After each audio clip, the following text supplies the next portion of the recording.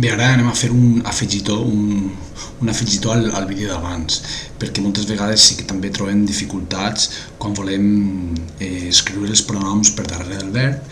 Imaginem-nos que volem posar en aquesta oració que fora com si fos una imperativa, i moltes vegades ens liem com posem els verbs per darrere.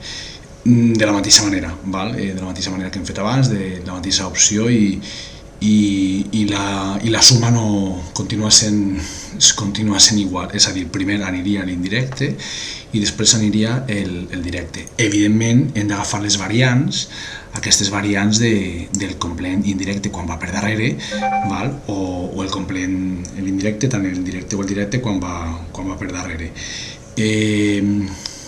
A veure, l'exemple que he posat abans, ara l'he canviat un poquet. És a dir, l'he canviat, l'he posat per darrere, indicant com si fos una imperativa. Però agafant algunes, el que hem posat és el pronom en per darrere, com que el verb també acaba en vocal, s'apostrofa, i després algunes, perquè algunes l'indefinit sempre el tornem a escriure. O, si volem escriure l'indirecte per darrere, posem agafa-li, d'acord? Hem d'anar alerta perquè l'I és invariable, això és el primer dels casos que hem de veure, l'I és invariable, i també hem d'anar alerta perquè quan escrivim els pronoms per darrere del verb poden anar bé apostrofats o amb guió, és a dir, no poden anar lligats al verb sense cap marca, o van amb l'apòstrof o amb el guió. Això una. I una altra, o posem els dos per davant o posem els dos per darrere, no posem un per davant i un altre per darrere. En aquest cas, com ja hem vist com quedarien per davant, que l'hem fet en un altre vídeo, ara anem a veure com quedarien per darrere.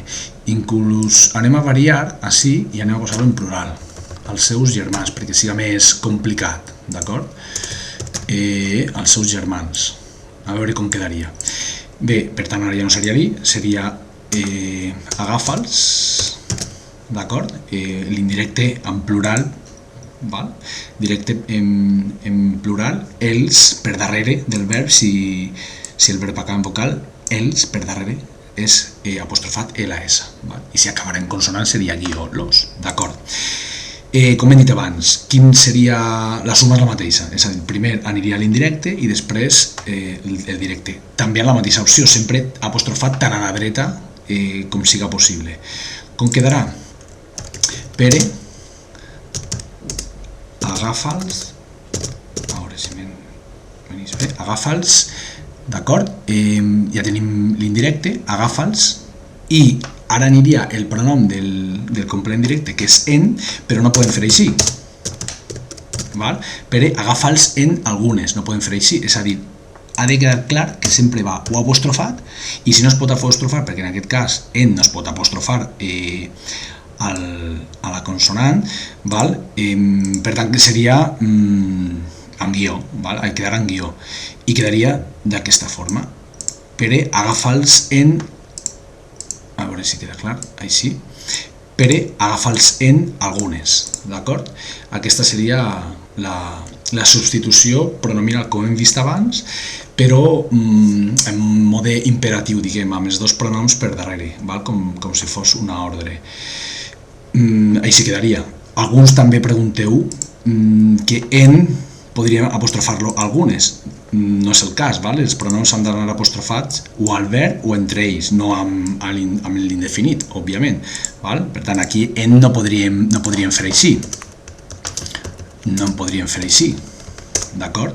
Perquè ara el que estaríem fent és el pronom apostrofar-lo a l'indefinit, i no és el cas.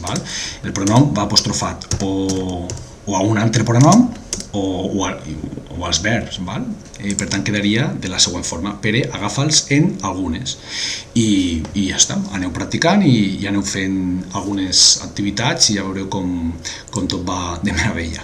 I si teniu dubtes, ja sabeu, materialsvalencià@gmail.com. Vinga, fins un altre, adeu.